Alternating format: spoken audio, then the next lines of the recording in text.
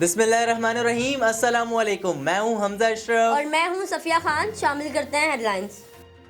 Mayor Karachi کی 30 اگست کو رخصتی، غیر معمولی اختیارات دے کر ایڈمنسٹریٹر کراچی کسے بنایا جائے؟ ایڈمنسٹریٹر سرکاری ہوگا یا غیر سرکاری؟ اعلیٰ سطح پر مشاورت شروع ہو گئی۔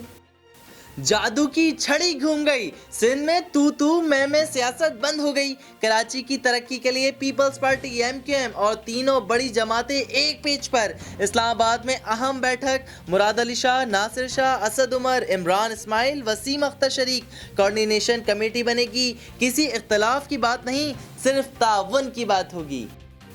ذرا سی بارش آئی، نیو اسلام آباد ایئرپورٹ کی چھت برداشت نہ کر پائی، فور سیلنگ نیچے آ گری۔ ایسا کیوں ہوا؟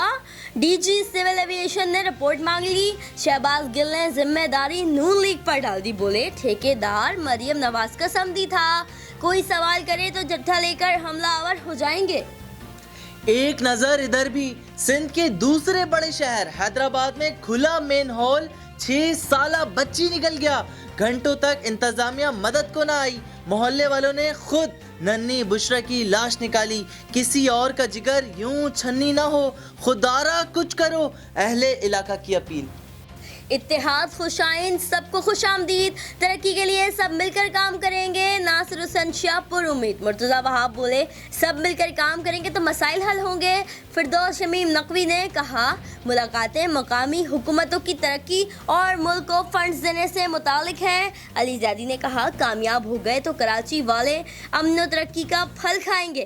حافظ نعیم کہتے ہیں پیپلز پارٹی، PTI اور MQM کراچی کی صورتحال کے ذمہ دار ہیں۔ آواز ایسی جو سنے ٹھہر جائے، سر ایسا جو سنے مدہوش ہو جائے۔ 23 سال پہلے دنیا سے گزر جانے والے شہنشاہ قوال کا آج بھی کوئی ثانی نہیں۔ نصرت فتح علی خان کو ہم سے بچھڑے 23 سال ہو گئے۔ فی الوقت اتنا ہی۔ مزید خبروں اور اپڈیٹس کے لیے وزٹ کریں ہماری ویب سائٹ csnlive.tv۔ اس کے علاوہ آپ ہمیں فیس بک اور ٹویٹر پر بھی جوائن کر سکتے ہیں۔ دیکھتے رہیے CSN۔